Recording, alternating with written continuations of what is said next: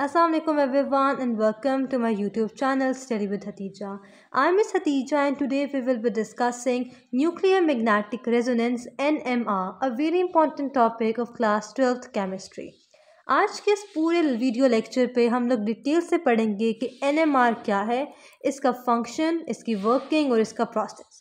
So let's start with the definition of nuclear magnetic resonance NMR. तो NMR एक इस तरह की स्पेक्ट्रोस्कोपी टेक्निक है जिसके थ्रू हम लोग देखते हैं कि कितने प्रोटॉन्स और किस टाइप के प्रोटॉन्स किसी भी ऑर्गेनिक कंपाउंड पे प्रेजेंट हैं. तो what is NMR?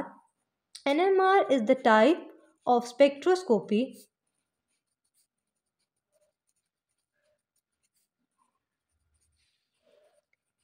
that tells us about the number as well as type of protons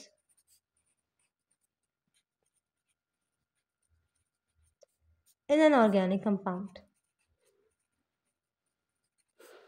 कि एक ऑर्गेनिक कंपाउंड पे किस तरह के और कितने प्रोटॉन्स प्रेजेंट हैं ये हमें NMR बताता है. इसलिए हम NMR को ओकेजनली HNMR भी कहते हैं. And the reason being that कि वी ऑल नो कि प्रोटॉन हमारे पास क्या होता है. प्रोटॉन इज बेसिकली H+1, यानी जो हाइड्रोजन के ऑर्बिट में एक इलेक्ट्रॉन होता है जब वो भी रिमूव हो जाए तो जो न्यूक्लियाई बचता है हाइड्रोजन का उसको हम प्रोटॉन कहते हैं. So proton is basically the nuclei of hydrogen. इसलिए हम इसे HNMR भी कहते हैं क्योंकि NMR का फंक्शन क्या है, वो number as well as type of protons को डिटर्मिन करती है. अब हम देखते हैं कि कौन कौन से न्यूक्लियाई जो हैं वो NMR का स्पेक्ट्रोस्कोपी करेंगे और कौन से नहीं करेंगे. उसकी बेसिस पे हमने दो टाइप के न्यूक्लियाई डिवाइड किए हैं. So we have two types of nuclei on the basis of NMR. अगर NMR की बेसिस पे देखा जाए तो हमारे पास दो तरह के न्यूक्लियाई हैं. एक हमारे पास वो हैं जो NMR एक्टिव हैं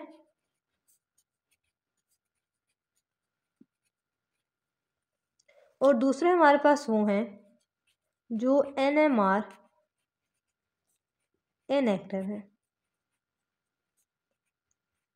अब NMR एक्टिव से जो पहली बात जहन पे आ रही है वो यही आ रही है कि ये जो है ये NMR का जो स्पेक्ट्रोस्कोपी टेक्निक है उस पर रिजल्ट देते होंगे और NMR इनएक्टिव वो हैं जो नहीं देते होंगे.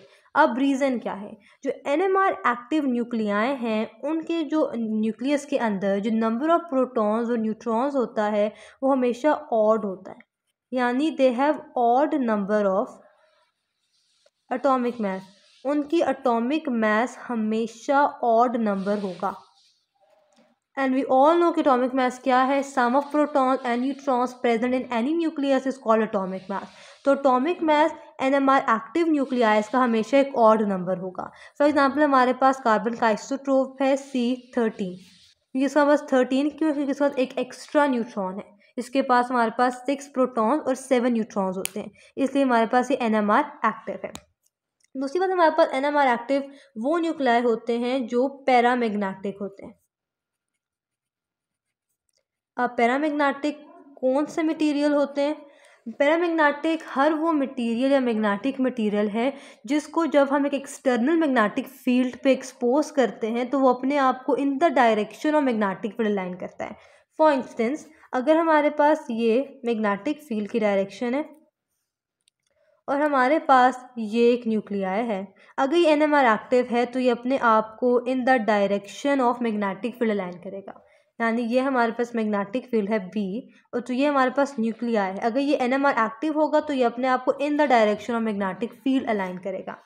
तीसरी प्रॉपर्टी NMR एक्टिव की क्या है कि इनका कोई ना कोई स्पिन मोशन ज़रूर होता है even in the absence of magnetic field. यानी अगर मैग्नेटिक फील्ड नहीं है, यानी बगैर मैग्नेटिक फील्ड की न्यूक्लियाई है, अगर वो फिर भी स्पिन कर रहा है देन इट मीन्स कि NMR एक्टिव है. अब हमने स्टडी किया हुआ है फिज़िक्स में भी और केमिस्ट्री में भी बहुत पॉइंट्स पे कि हमारे पास न्यूक्लियस भी जस्ट लाइक एन इलेक्ट्रॉन अपने एक्सिस के अबाउट रोटेट कर रही होती है. तो वो तमाम न्यूक्लियाई जो कि ऑड नंबर ऑफ एटॉमिक मास रखते हैं पैरामैग्नेटिक बिहेवियर इनका और स्पिन मोशन है even in the absence of magnetic field, वो एनएमआर एक्टिव है। जबकि इससे इन कंट्रोलरी यानी इससे ऑपोजिट हमारे पास एनएमआर इनएक्टिव आते हैं। एनएमआर इनएक्टिव वो हैं जिनका जो एटॉमिक मास नंबर है वो एक इवन नंबर है। क्या है? एक इवन नंबर।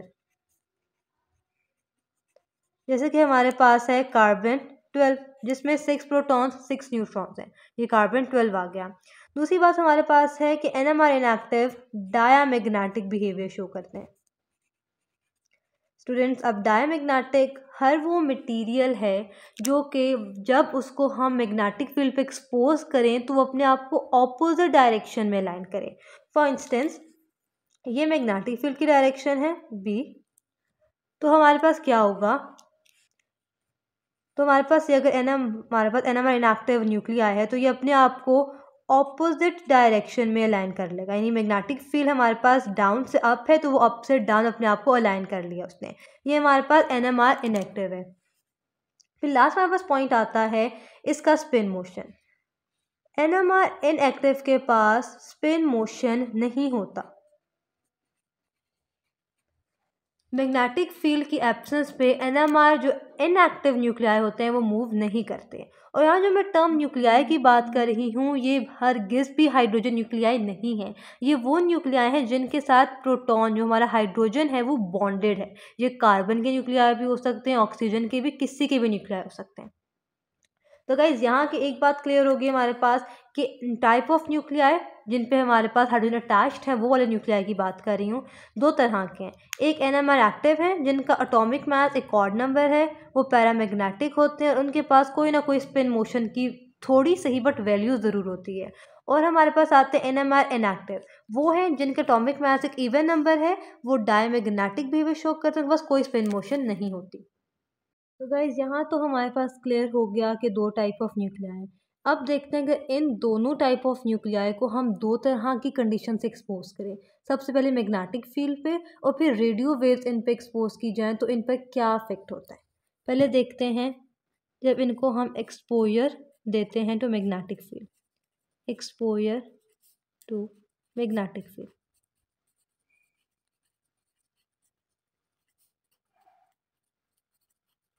तो जब गाइस हम एक एनएमआर इनएक्टिव और एक एनएमआर एक्टिव को लेके आते हैं और उनको मैग्नेटिक फील्ड पे प्लेस करते हैं एक्सटर्नल, तो जो हमारे पास एनएमआर एक्टिव होते हैं वो सारे न्यूक्लियाई अपने आप को along the magnetic field align कर लेते हैं।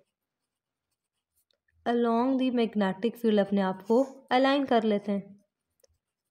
जबकि जो हमारे पास एनएमआर इनएक्टिव हैं, जितने भी न्यूक्लियाई हैं, क्योंकि वो डायमैग्नेटिक बिहेवियर शो करते हैं तो वो against the magnetic field align होते हैं।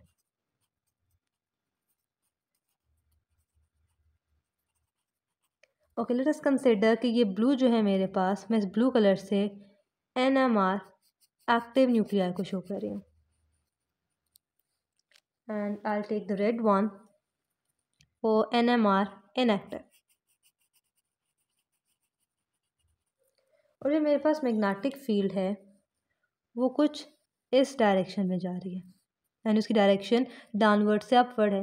ये मैग्नेटिक फील्ड जो मेरे पास एनएमआर एक्टिव न्यूक्लियाई है वो अपने आप को इन the direction of magnetic field align कर लेगा, जबकि जो मेरे पास एनएमआर इनएक्टिव है वो अपने आप को opposite to the magnetic field align कर लेगा। ये तो पहले ही हमने बात पढ़ ली थी। अब अगर मैग्नेटिक फील्ड एक्सपोज हुई है, मैं इसी के ऊपर रेडियो वेव्स एक्सपोज कर दूँ। अब मैग्नेटिक फील्ड के एक्सपोजर के साथ मैं इनके ऊपर रेडियो वेव्स भी एक्सपोज कर दूँ तो क्या होगा? तो जब मैं मैग्नेटिक फील्ड प्रेजेंट होने के साथ साथ इनके ऊपर रेडियो वेव्स भी एक्सपोज करूँ तो मेरे पास दो काम होंगे। पहला बात मेरे पास क्या होगा कि जो हमारे पास एनएमआर एक्टिव हैं वो हमारे पास अल्फा स्पिन में ही रहेंगे, जो हमारे पास एनएमआर इनएक्टिव होंगे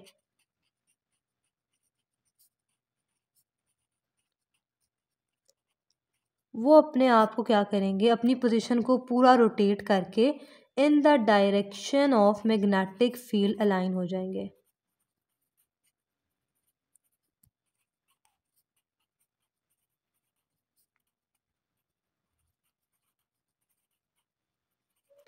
अब यहाँ दो तरह की स्पिन हम देख रहे हैं।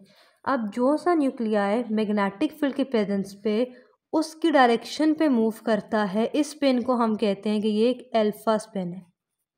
यानी अल्फा स्पिन वो स्पिन है जिस पे एक न्यूक्लियाई मैग्नेटिक फील्ड डायरेक्शन पे अपने आप को लैंड करता है। फॉर एग्जांपल अगर मैं कहती हूँ कि स्टार्टिंग पे इन दोनों की डायरेक्शन कुछ इस तरह थी, यानी कुछ इस तरह ओरिएंटेड थे,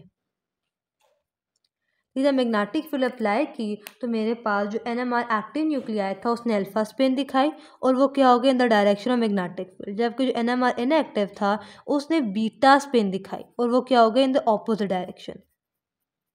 तो यहाँ से हमारे पास दो तरह की स्पिन्स भी आ जाती हैं। एक है हमारे पास अल्फा स्पिन, एक है हमारे पास बीटा स्पिन।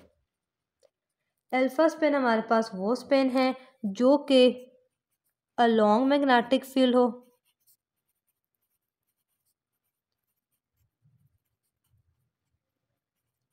और बीटा स्पिन वो है जो अगेंस्ट मैग्नेटिक फील्ड हो।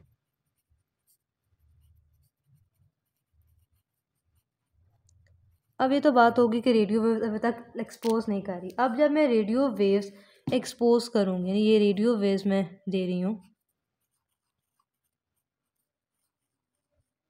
ये रेडियो वेव्स क्या करेंगी, जो बीटा स्पिन वाला हमारे पास न्यूक्लियाई था इसकी स्पिन को 180 डिग्री घुमा देंगी और क्या करेंगी, इसको अल्फा स्पिन में कन्वर्ट कर देंगी।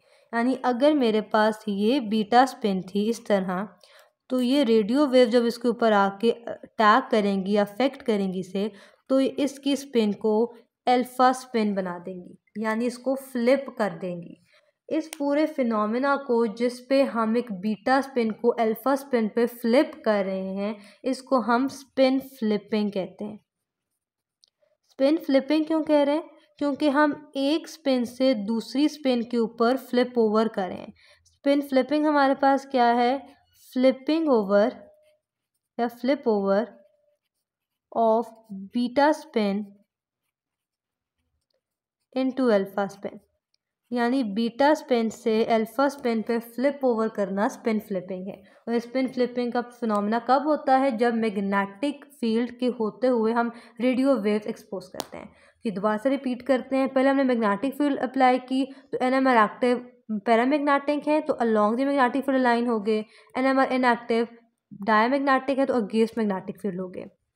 फिर जब मैंने मैग्नेटिक फील्ड के एक्सपोजर के साथ ही रेडियो वेव्स भी दी तो मेरे पास NMR इनएक्टिव जो थे, यानी हमारे पास जिन्हें बीटा स्पिन की थी, इनकी direction along the magnetic field हो गई, इन्होंने फ्लिप ओवर हो गए, वो स्पिन फ्लिपिंग की। दो स्पिन मैंने बताई थी। अगर तो हमारे पास in the presence of magnetic field nuclei in the direction of magnetic field move करे तो अल्फा स्पिन है, अगर अगेंस्ट मूव करे तो बीटा स्पिन है। तो गाइज़ यहाँ के मैं सिंपल बता दिया कि हमारे पास अल्फा स्पिन और बीटा स्पिन किस तरह की हैं। अब कुछ और कैरेक्टरिस्टिक्स भी हमारे पास आती हैं अल्फा बीटा स्पिन की, जो यहाँ मैं एक्सप्लेन करती हूँ। जो हमारे पास अल्फा स्पिन होती है, एक तो पहली बात कि वो इन द मैग्नेटिक फील्ड की डायरेक्शन में होती है।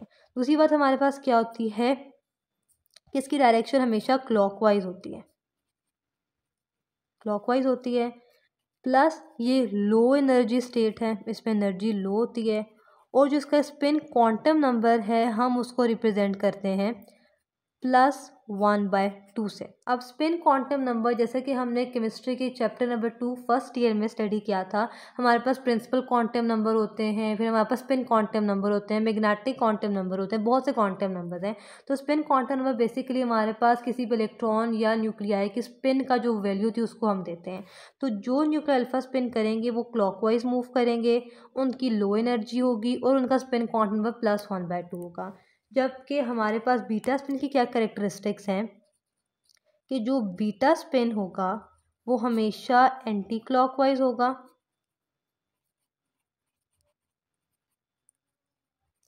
प्लस वो हाई एनर्जी होगा।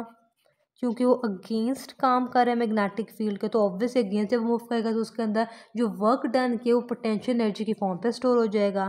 प्लस जो इसकी हमारे पास वो स्पिन क्वांटम नंबर है वो -1/2 होगा। Let me make it a comma, हाँ, -1/2 उसका स्पिन क्वांटम नंबर, क्योंकि वो एंटी क्लॉकवाइज मूव कर रहा है। तो यहाँ दो तरह की स्पिन होंगी। अल्फा स्पिन जो कि the direction of magnetic field होगा वो हमारे पास क्लॉकवाइज मूव करेंगी, लो एनर्जी होंगी और उसका स्पिन क्वांटम +1/2 होगा। और बीटा स्पिन हमारे पास जो against the magnetic field line होती है, एंटी क्लॉकवाइज मूव करती है, हाई एनर्जी होती है, प्लस हमारे पास क्या है, इसका स्पिन क्वांटम नंबर -1/2 होता है। तो let's turn to the next section and see what is the working and the principle and the procedure of an NMR spectrometer. So guys let's see what is the working of spectrometer, यानी NMR spectrometer किस तरह work करता है। एक उसका reference sketch बनाया है। आप साथ में बताती हूँ सबसे पहले कि कंपोनेंट्स क्या हैं एक NMR स्पेक्ट्रोमीटर के। तो NMR स्पेक्ट्रोमीटर के जो मेजर कंपोनेंट्स हैं उनमें सबसे पहले हमारे पास एक इलेक्ट्रोमैग्नेट आता है।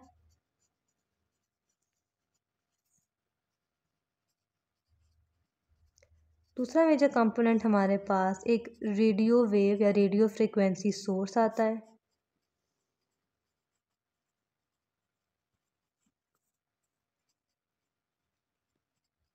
फिर एक डिटेक्टर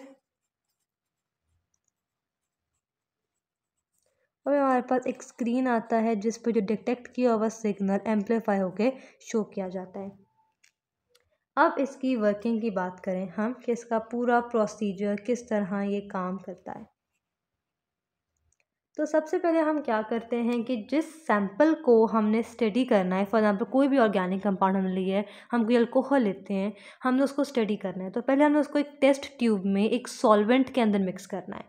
और वो जो सॉल्वेंट हमारे पास होता है उसकी करेक्टरिस्टिक्स क्या होनी चाहिए कि it should have no proton, कि उसके अंदर कोई प्रोटॉन नहीं होने चाहिए। इस वजह से या तो हम क्या यूज़ करते हैं CCl4 कार्बन टेट्राक्लोराइड CCl4, या फिर हम यूज़ करते हैं अपने पास हमारे पास आता है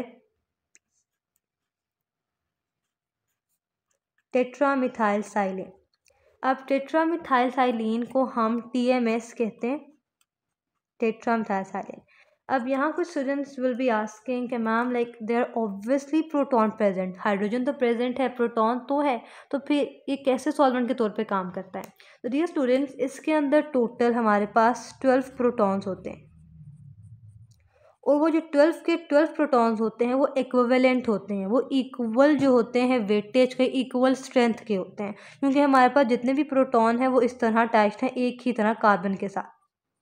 ठीक, यानी ये CH3 मिथाइल की फॉर्म पे सारे का जो हाइड्रोजन प्रेजेंट हैं। तो इससे हमारे पास क्या होता है कि जो इक्विवेलेंट हमारे पास प्रेजेंट हैं हाइड्रोजन्स, वो क्या करते हैं इस तरह की शील्डिंग इफेक्ट सा बना लेते हैं अपने इस पूरे टेट्रा मिथाइलसाइलिन के इर्द गिर्द कि इस पे ना मैग्नेटिक फील्ड का ना रेडियो वेव्स का इफेक्ट होता है। ये अपनी एक ही जगह पे रहता है, ये बिल्कुल भी ना अल्फा ना बीटा कोई स्पिन नहीं दिखाता, ये बस अपनी एक स्टैंडर्ड जगह पे रहता है। इसलिए हम इसे एक स्टैंडर्ड रेफरेंस के तौर पे यूज़ करते हैं और CCl4 से ज़्यादा हम TMS ही इस्तेमाल करते हैं। तो प्रोसीजर का पहला स्टेप क्या होता है कि हम अपने सैंपल को सॉल्वेंट के अंदर मिक्स करते हैं इन अ टेस्ट ट्यूब। एक टेस्ट ट्यूब के अंदर हम अपने सैंपल को सॉल्वेंट को मिक्स करते हैं। And remember one thing, NMR की जो इफेक्टिवनेस है वो ये है कि हमें थोड़ी सी अमाउंट चाहिए होती है सैंपल के, हमें बहुत ज़्यादा नहीं चाहिए होता, एक छोटी सी माइनर सी अमाउंट भी हमारे लिए काफ़ी होती है। दूसरी क्या होती है कि हम इस सैंपल को सस्पेंड करते हैं या फिर हैंग करते हैं बिटवीन इलेक्ट्रोमैग्नेट।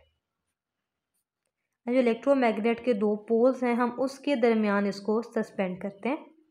ठीक है, कि देखा जो ये मेरे पास टेस्ट ट्यूब है जिसके अंदर मेरे पास मेरा सैंपल प्रेजेंट है। मैं क्या करती हूँ कि इस टेस्ट ट्यूब को एक इलेक्ट्रोमैग्नेट के दरमियान पे सस्पेंड किया है, मैंने हैंग कर दिया है। अब जब मैं इसको पीछे से सोर्स दूंगी तो ऑब्वियसली मैग्नेटिक फील्ड सेटअप होगी और वो किसी एक डायरेक्शन में मूव कर रही होगी। अब जो मैग्नेटिक फील्ड अप्लाई होगी तो जैसा हमने पहले पढ़ा था, जितने भी न्यूक्लियर प्रेजेंट होंगे कुछ अल्फा स्पिन देंगे जो NMR एक्टिव होंगे और जो NMR इनएक्टिव होंगे वो बीटा स्पिन दे देंगे। ठीक हो गया। अब फिर अगला स्टेप मैं क्या करती हूँ कि मैं फिर रेडियो वेव्स अप्लाई करती हूँ, जैसे मैंने पहले बताया था पिछले पेज पे रेडियो वेव्स अप्लाई करती हूँ। रेडियो वेव अप्लाई करने से क्या होगा कि जितने भी मेरे पास बीटा स्पिन वाले प्रेजेंट हैं उस सर्टेन मैग्नेटिक फील्ड की स्ट्रेंथ में, वो सारे अल्फा स्पिन कर देंगे। इस अल्फा स्पिन में होने के लिए जितने भी वो न्यूक्लियाई थे बीटा स्पिन वाले, वो कुछ ना कुछ अमाउंट ऑफ एनर्जी तो एब्जॉर्ब करेंगे।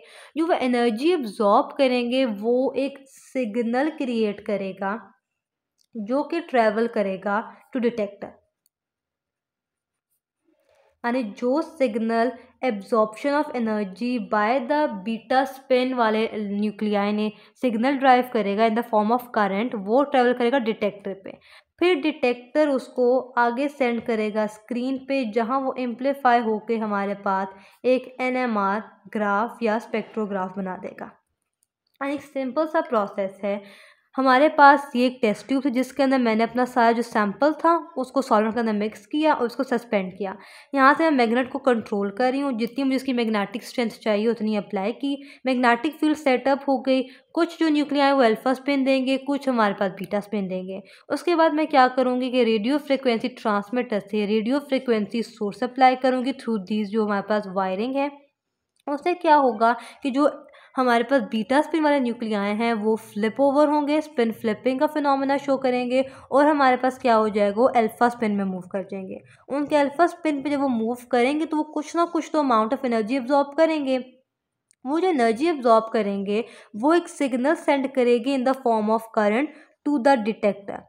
वो डिटेक्टर जब उसको सेंस करेगा कि अच्छा यहाँ बीटा स्पिन से अल्फा स्पिन पे फ्लिपिंग ओवर हुई है, यहाँ प्रोटॉन्स प्रेजेंट है, फिर वो उसको एम्पलीफाई करके एक स्क्रीन पे भेजेगा। अब यहाँ स्क्रीन पे हमारे पास एक ग्राफ बनेगा between magnetic field and the absorption. हमारे पास एब्जॉर्प्शन की जो एक्सटेंट है वो डिटेक्टर शो करेगा, और जो मैग्नेटिक फील्ड है हमें यहाँ से मैग्नेट बताएगा कि इतनी मैग्नेटिक फील्ड अप्लाई हो रही है।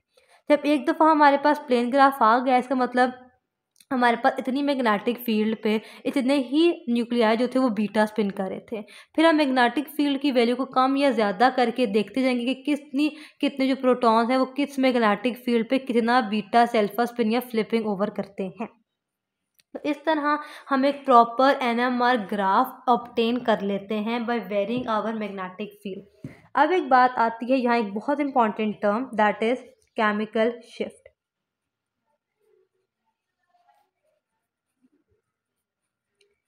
अब जो केमिकल शिफ्ट की डेफिनेशन फेडरल की बुक पे लिखी है, इट्स क्वाइट कॉम्प्लिकेटेड, बहुत मुश्किल करके लिखी गई है। अगर मैं वो डेफिनेशन पहले लिखूं तो it is the separation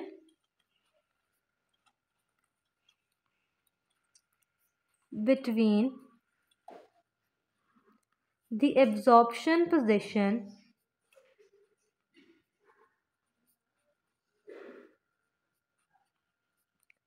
of a particular proton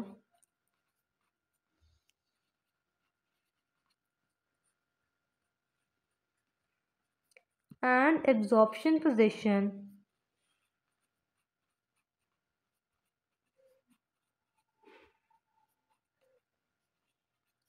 of the reference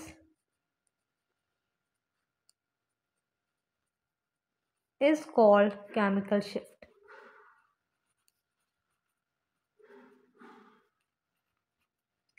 so I guess इतनी लंबी डेफिनेशन काफ़ी है स्टूडेंट्स को स्ट्रेस आउट करने के लिए, बट अगर इसको सिंप्लीफाई करके समझा जाए तो केमिकल शिफ्ट बेसिकली हमें बताता है एक्सटेंट ऑफ फ्लिपिंग ओवर, कि जो एक हमारे पास न्यूक्लियस था जो बीटा स्पिन पे है वो किस एक्सटेंट तक हमारे पास अल्फा स्पिन तक पहुंचा है।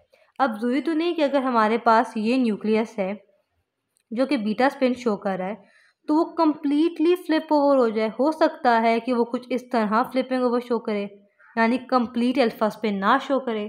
तो ये हमें केमिकल शिफ्ट बताता है कि कौन सा जो न्यूक्लियाई है वो कितना हमारे पास फ्लिप ओवर हुआ है।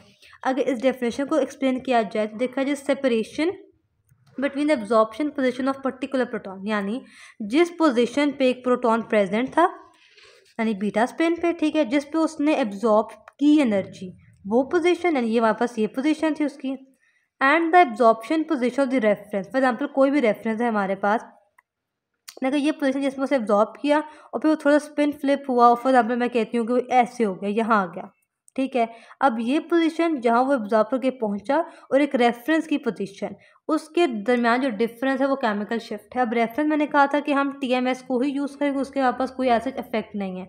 तो टीएमएस हमारे पास बेसिकली क्या एक न्यूट्रल पॉइंट पे रहेगा, वो ना अल्फा ना बीटा पे। तो हमारे पास क्या है केमिकल शिफ्ट डिफरेंस होता है इनिशियल और फाइनल पोजीशन के दरमियान, कि एक जो हमारे पास न्यूक्लिया है वो कितना बीटा स्पिन से अल्फा स्पिन पे जा रहा है, यानी कितनी फ्लिपिंग ओवर कर रहा है, वो केमिकल शिफ्ट है। सिंपल वर्ड्स पे chemical shift is basically the extent of flipping over that a nuclei does when it is expose to radio wave. जब रेडियो वेव से एक्सपोज होगा जितना वो फ्लिप ओवर होगा उसको मैं कहती हूँ कि ये केमिकल शिफ्ट है। अब केमिकल शिफ्ट को हम डोनेट करते हैं with the symbol sigma, sorry delta. Delta से हम इसे डोनेट करते हैं कि डेल्टा हमारे पास केमिकल शिफ्ट का सिंबल है। अब जो हमारे पास स्टैंडर्ड है, जैसे मैंने बोला कि टीएमएस हमारे पास स्टैंडर्ड, क्योंकि उस पर कोई इफेक्ट ही नहीं होता, वो अल्फा या बीटा स्पिन ही शो नहीं करता, क्योंकि उस पर इफेक्ट ही नहीं है ना मैग्नेटिक फील्ड का ना रेडियो वेव्स का। तो जो हमारे पास उसका केमिकल शिफ्ट है वो इक्वल टू 0 है, क्योंकि वो जब अल्फा या बीटा स्पिन ही नहीं करेगा तो फ्लिप ओवर क्यों करेगा, तो इसलिए उसके हमारे पास केमिकल शिफ्ट 0 है। बाकी जो हमारे पास मेजरली नॉन ऑर्गेनिक कंपाउंड है, फॉर एग्जांपल अल्कोहल्स हो गए, एस्टर, ईथर, इस तरह के डिफरेंट जो हमारे पास मेन ऑर्गेनिक कंपाउंड्स हैं, उनकी जो एक रेंज आती है केमिकल शिफ्ट की, वो हमारे पास 0 से लेकर 10 के दरमियान है, ना इससे ज़्यादा ना इससे कम। तो chemical shift extent of flipping over बताते हैं कि कितना एक न्यूक्लियर जो वो फ्लिप ओवर हो रहा है। दूसरा हमारे पास का सिंबल है डेल्टा। जो हमारे पास स्टैंडर्ड है जो कि हमारे पास टीएमएस है, उसका स्पिन केमिकल शिफ्ट जो है वो 0, क्योंकि वो स्पिन ही नहीं होता तो वो फ्लिप ओवर नहीं होगा। जो रेंज है हमारे पास नॉर्मली अकरिंग ऑर्गेनिक कंपाउंड वो 0 से लेकर 10 डेल्टा तक है। तो लेट्स ना अब जितना हमने टॉपिक अभी तक पढ़ा है एनएमआर का, उस सारे को हम समझते हैं with a simple example of ethanol, कि एथेनॉल को हम किस तरह एनएमआर स्पेक्ट्रोस्कोपी से ऑब्जर्व करते हैं। So guys let's see what is chemical shift with the help of example ethanol. अब हम एथेनॉल के एग्जांपल समझते हैं कि केमिकल शिफ्ट होता क्या है। अब एथेनॉल का स्ट्रक्चर किस तरह है हमारे पास, यहाँ 2 हाइड्रोजन अटैच्ड हैं और यहाँ 3।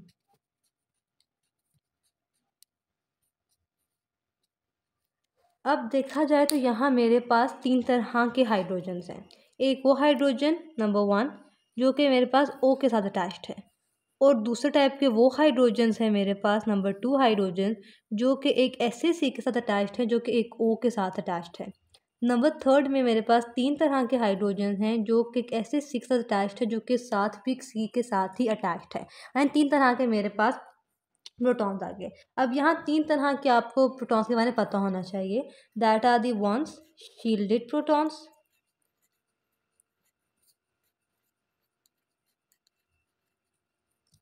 others are the slightly shielded protons,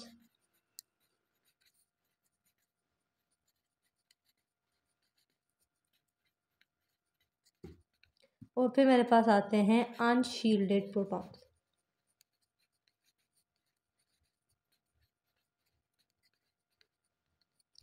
तो मेरे पास शील्डेड प्रोटॉन, शील्डेड और अनशील्डेड प्रोटॉन। अब अगर देखा जाए यहाँ तो मेरे पास जो H के पास इलेक्ट्रॉन्स हैं, ऑक्सीजन बिंग हाईली इलेक्ट्रोनेगेटिव, वो इसके इलेक्ट्रॉन्स को अपनी तरफ पुल करेगा। इस पुलिंग से क्या होगा कि जो हमारे पास इलेक्ट्रॉन डेंसिटी थी हाइड्रोजन के ऊपर, वो हाइड्रोजन से मूव करके ऑक्सीजन की तरफ कॉन्सेंट्रेट हो जाएगी, और जो हाइड्रोजन है वो पार्शली पॉजिटिव चार्ज के साथ अकर करेगा। इस पार्शियल पॉजिटिव चार्ज से क्या होगा कि जो मेरे पास हाइड्रोजन है वो हाईली अनशील्डेड हो जाएगा। तो शील्डेड प्रोटॉन कोई भी ऐसा प्रोटॉन है जिसके इर्द गिर्द इलेक्ट्रॉन्स प्रेजेंट हैं। स्लाइटली शील्डेड वो जिसके इर्द गिर्द इलेक्ट्रॉन्स हैं बट जितने होने चाहिए उनसे कम है। अनशील्डेड वो जिसके इर्द गिर्द इलेक्ट्रॉन्स बहुत कम है या फिर नहीं है। तो यहाँ के मेरे पास हाइड्रोजन के इर्द गिर्द 2 ही प्रोटॉन हो सकते, 2 ही इलेक्ट्रॉन्स हो सकते हैं। जब वो इलेक्ट्रॉन ऑक्सीजन की तरफ स्ट्रांगली अट्रैक्ट होंगे तो जो चार्ज डेंसिटी है वो ऑक्सीजन के ऊपर कंसनट्रेटेड होगी, इसके पास इलेक्ट्रॉन ना होने के बराबर होंगे।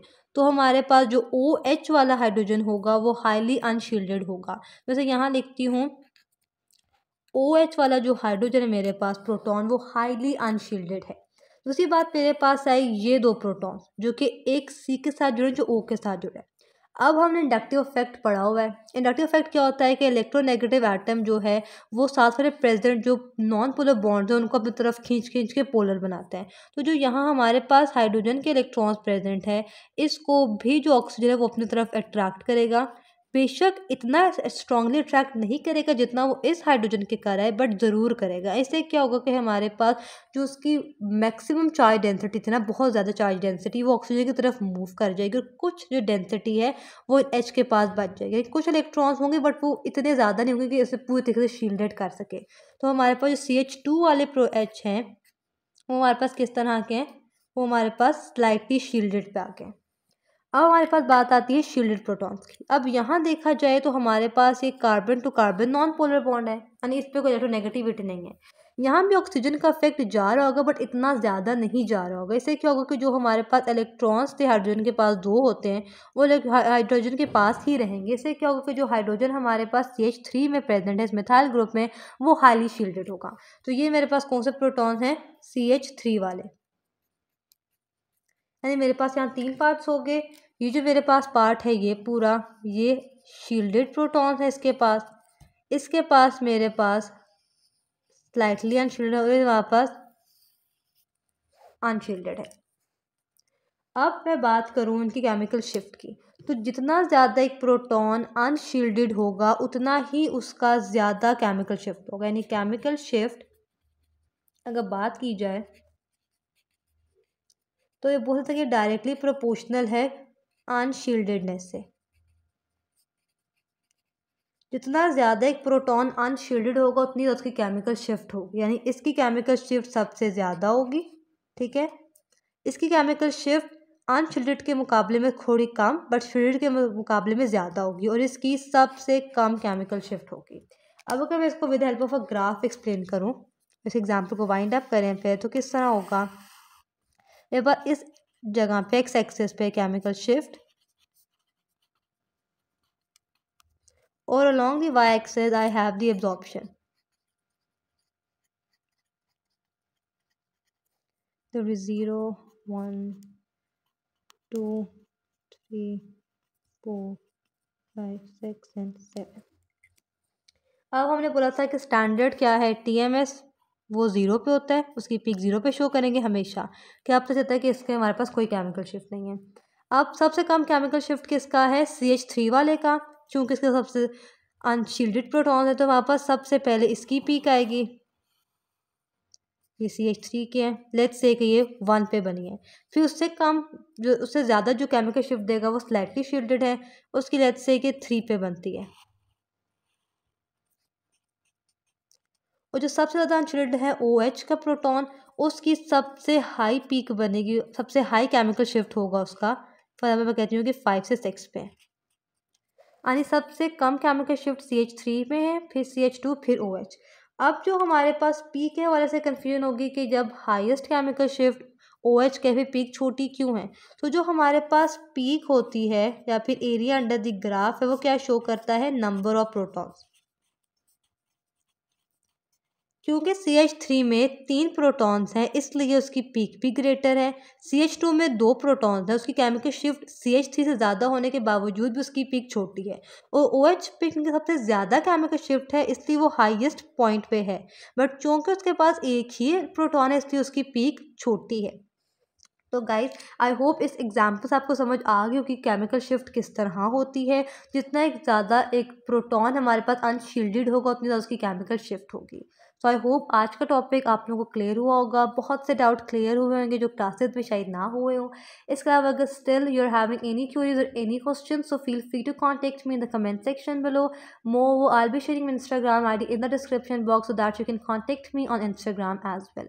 अगर आपको मेरी वीडियोस इन्फॉर्मेटिव या कुछ भी आपके काम की लगे so don't forget to hit the like icon and do subscribe to my channel for more such informative videos like that to help you succeed in your life.